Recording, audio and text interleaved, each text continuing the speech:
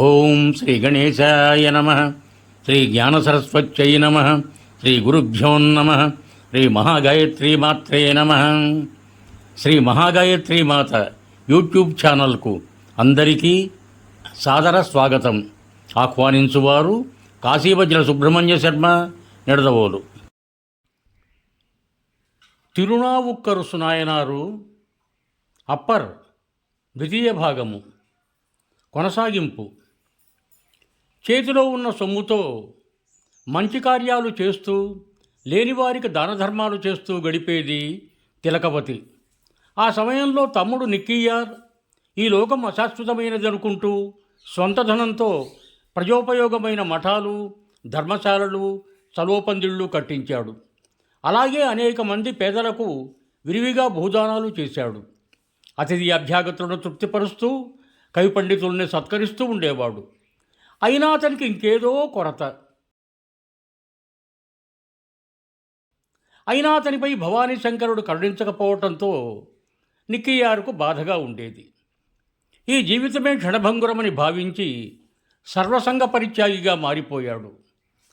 అయినా అతనిపై భవానీ శంకరుడు ఇంకా కరుణించకపోవటంతో అహింసను ప్రేరేపించే జైన మతమే తనను ఉద్ధరించగలదని నిర్ణయించుకొని ఆ మతంలోకి చేరిపోయాడు నిక్కీయార్.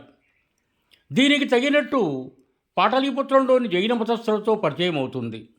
అప్పట్లో ఆ మతం వారు ఎంతమంది తమలో చేరితే తమ మతం అంత ప్రాబల్యం పొందుతునే ఉద్దేశంతో తమలో చేర్చుకునేందుకు బాగా ప్రోత్సహించేవారు.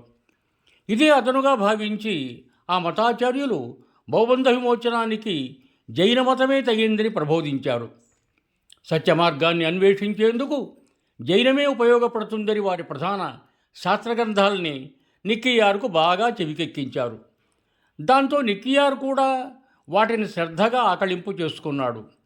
అతని ప్రతిభకు జైనులు ఎంతగానో సంతోషించి ఆచార్య పదవిని కట్టబెట్టాలనుకున్నారు. జైనులు ఏర్పాటు చేసే వివిధ సభల్లో పాల్గొని వైదిక మార్గాన్ని ఖండించేవాడు. జైన మతం అహింసాయుతమైందని, సమస్త గ్రహరాశులన్నీ అశాశ్వతమైనవిని, అలాంటి వాటికి పూజలెందుకని వాదించేవాడు.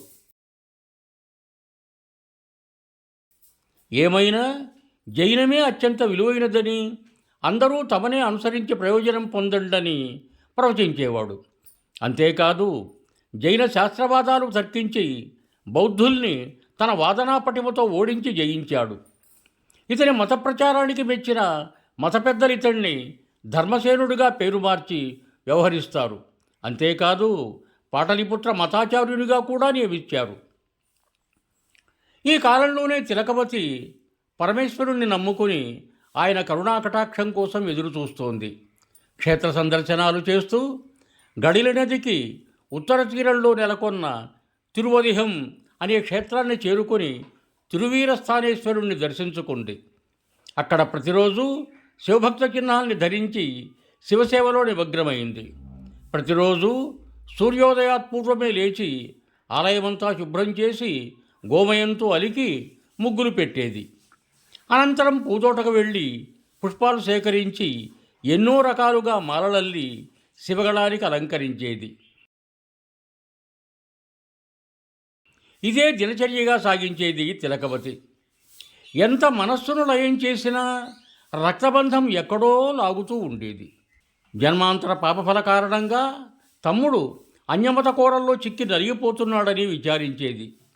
లోకైకనాథుడైన వీరస్థానేశ్వరుణ్ణి నమ్ముకొని, స్వామి, నన్ను దాసురాలిగా స్వీకరించి దయచూడదలిస్తే వెంటనే పెడత్రోవలో నడుస్తున్న నా తమ్ముణ్ణి ఉద్ధరించు అని వేడుకుంది. తిలకవతి ప్రార్థనకు పరమేశ్వరుడు కరిగిపోయాడు. ఒకనాడు ఆమె కలలో కనిపించి, అమ్మా తిలకవతి, విచారించకు, అతడు పూర్వం నా భక్తుడు. ఆ సమయంలో నా గూర్చి కఠోరమైన తపస్సు చేసి మెప్పించాడు కూడా. అయితే కొన్ని కర్మల ఫలంగా ఇప్పుడు ఇలా అయింది. త్వరలోనే నీ తమ్ముడిని నీ వద్దకు చేర్చి నా సేవకు అంకితం చేస్తాను, బాధపడకు అని చెప్పి అదృశ్యమయ్యాడు పరమేశ్వరుడు. తిలకవతి పరమేశ్వరుని మాటలకు ఆనందపడిపోతుంది. తిలకవతి కోరిక సిద్ధించబోతుందా అన్నట్టు ఒకరోజు ధర్మసేనుడికి, అదే నిక్కీయార్కు శివకటాక్షంతో విపరీతంగా కడుపు నొప్పి వస్తుంది. అకారణంగా వచ్చిన ఈ శూలబాధను భరించలేక మఠంలోని ఒక గదిలో కిందపడి దొర్లుతున్నాడు ధర్మసేనుడు. తనకు చేతనైన జైన మంత్రాలను ఉపయోగించి వ్యాధిని నివారించాలనుకున్నాడు. అవి ఎంతమాత్రమూ పనిచేయలేదు. మంత్రాలు చదివే కొద్దీ నొప్పి ఎక్కువ కాసాగింది. ఎన్ని ఉపచారాలు చేసినా ఉపశమించలేదు. ఆఖరికి అక్కడి జైన పెద్దలు తమకు తెలిసిన మంత్రతంత్రాలను ఉపయోగిస్తారు. అయినా ఎంతమాత్రం ఫలితం ఉండదు. అంతకంతకు ఈ కడుపు నొప్పి ఎక్కువైపోతోంది. ఏం చెయ్యాలో అక్కడి జైనులకు అర్థం కాదు. ఈ ఆపద సమయంలో ధర్మసేనుడికి తన సోదరి గుర్తుకొస్తుంది. దాంతో వెంటనే, నా పరిస్థితి ఇలా ఉంది, దయవుంచి ఇక్కడకు వచ్చి జబ్బు నయం చేయమని కబురు చేస్తాడు. అయితే అందుకామె, అపవిత్రమైన జైన ప్రాంతానికి నేను రాలేనని సోదరుడికి చెప్పమని సహాయకుడిని పంపించి వేసింది. వాడు వెంటనే మరలిపోయి తిలకవతి తిరస్కారాన్ని ధర్మసేనుడికి తెలియజేశాడు. ధర్మసేనుడు తిలకవతి మాట విని, ఇక నాకు ఈ నొప్పి నుండి దూరమయ్యే మార్గమేదని బాధపడుతూ మూర్ఛపోయాడు. అప్పుడు అతనిపై పరమేశ్వరుడు కరుణించాడా అన్నట్టు, వెంటనే నీ సోదరి చరణకమలాల్ని ఆశ్రయించి నీ బాధ నుండి విముక్తుడు కమ్ము అని ఒక అస్పష్ట స్వరం ఏదో వినిపించినట్టు అవుతుంది.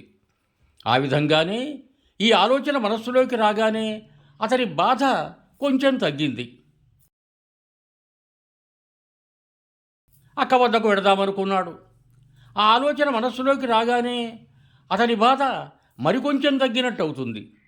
వెంటనే తన జైనమత వేషధారణను విడిచిపెట్టి దుస్తులను మార్చుకొని నదీస్థానంతో పరిశుద్ధుడవై శరీరమంతా పరమేశ్వరుడికి ప్రీతికరమైన విభూతిరేఖలను అలదుకొని వస్తే కానీ మాట్లాడనని నిర్మోహమాటంగా సేవకునికి సోదరి చెప్పిన మాటలు గుర్తుకు వచ్చి ఆ విధంగానే తిలకవతి వద్దకు వెడదామనుకున్నాడు. అక్క తిలకవతి చెప్పినట్టే తను వేసుకున్న దుస్తుల్ని అక్కడే వదిలి స్వచ్ఛమైన తెల్లని వస్త్రాలు ధరించి నదీస్నానం చేసి ఒడలంతా విభూతిరేఖలు పులుముకొని సోదరి దగ్గరికి వస్తాడు నిక్కీయార్, అదే ధర్మసేనుడు. ఎప్పుడైతే ధర్మసేనుడు శివునికి ఇష్టమైన అలంకారాలు చేసుకుంటాడో అప్పుడే ఇతనిపై శివుని కరుణామృతం కురిసినట్టయింది. ఇప్పటి వరకు అతను ఆలోచిస్తున్న ఆలోచన ధోరణిలో ఒక మార్పు సుస్పష్టంగా గోచరిస్తోంది. ఇన్నాళ్లకు సోదరుణ్ణి చూడగానే హృదయంలోని ప్రేమ ఉప్పొంగింది తిలకవతికి. ఇటు నిక్కీయార్కి కూడా అక్కపై అమితమైన అనురాగం పెల్లుబికింది. ఒకరినొకరు కొద్దిసేపు అలా చూసుకుంటూ ఉండిపోయారు.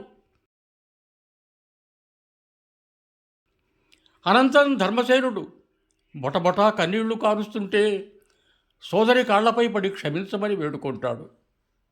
మన వంశాన్ని ఉద్ధరిస్తున్న సోదరి, నాకు వచ్చిన ఈ శూలవ్యాధి నన్ను మరణానికి దగ్గర చేస్తోంది. నేను ఈ నొప్పి భరింపలేకుండా ఉన్నాను. నన్ను ఈ బాధ నుండి విముక్తుడిని చేసి అన్యమత ఉన్మాదం నుంచి దూరం చేసి సన్మార్గంలో నడిచేలా అనుగ్రహించమని వేడుకున్నాడు. సోదరా, బాధపడకు. పూర్వజన్మ కర్మఫలంగా నీవు పెడదారి తొక్కావు. అందుకే ఇప్పటి వరకు నిన్ను పరమతభూతం ఆవహించి ఉంది. ఇప్పుడే నీవు దాని కబంధహస్తాల నుండి విడిపడ్డావు. ఇక అంతా నీకు మేలు చేకూరుతుంది అంటూ ఊరిలోని విరాటేశ్వర స్వామి సన్నిధికి తీసుకువెళ్ళి పంచాక్షరితో మంత్రించిన విభూతిని నిక్కీయార్ నుదుటను ధరింపజేసి తమ్ముడు శివదీక్ష తీసుకునేందుకు అర్హుణ్ణి చేస్తుంది. అనంతరం పరమేశ్వరుని ముందుట నిక్కీయార్కు శివదీక్ష స్వీకరింపచేస్తుంది. దీక్ష తీసుకున్న వెంటనే ధర్మసేనుడు తిరిగి పూర్వపు మరులు నిక్కీయార్గా మారి అక్క వద్ద శివకైంకర్య విధానాన్ని సంపూర్ణంగా తెలుసుకొని పరమేశ్వరుణ్ణి ఆరాధించటం ఆరంభిస్తాడు. పరమేశ్వర, నరకలోక బాధరాడను వేధించే ఈ శూలబాధను నీవే తొలగింపచేయాలి. ఇకపై నీ పాదాలు విడిచిపెట్టను. ఇప్పటి వరకు ఎన్నో దుష్కార్యాలు చేసి పాపినయ్యాను. అయితే అవేవీ నాకు తెలియకుండా చేసినవే. బహుశా ఆ పాపకార్యాలే ఈ నొప్పి రూపంలో నన్ను ఇలా బాధిస్తాయనుకుంటున్నాను. ఇప్పటికీ నాకు బుద్ధి వచ్చింది.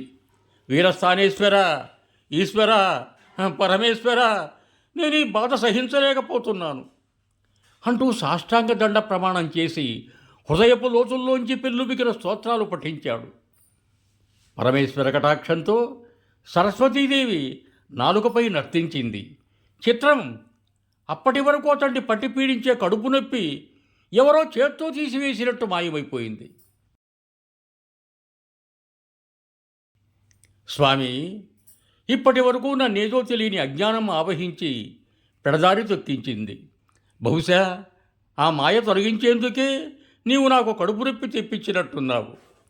అందుకు నీ భక్తురాలైన నా సోదరిని దిక్సూచిగా సూచించావు.